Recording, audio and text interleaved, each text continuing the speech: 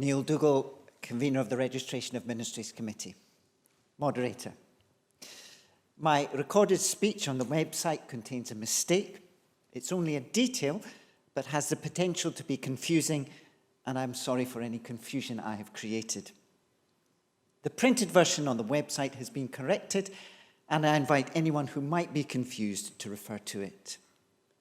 I have nothing to add to the report in print and ask the Principal Clerk to move the deliverance.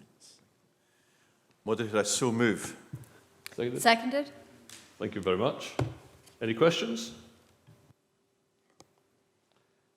I have so far no requests to speak, but I will pause briefly if anyone wishes to register a request to speak.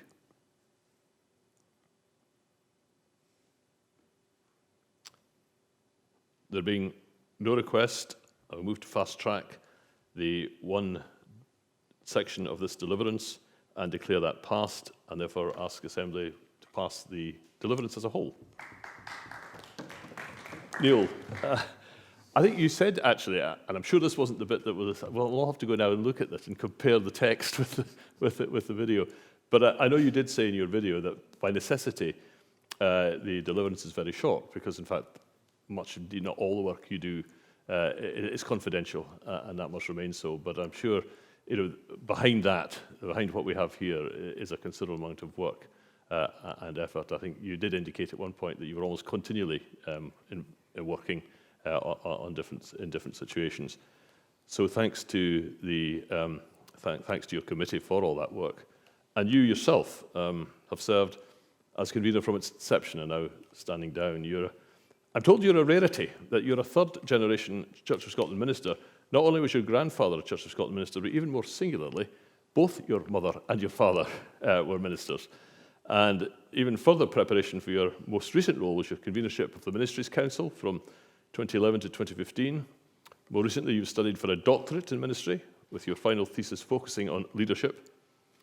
You have been the first convener of a small committee, but one with a very tricky remit, dealing with people who are feeling anxious about their engagement with a relatively new process at a very time when they're trying to discern the direction in which their ministry was going to take them.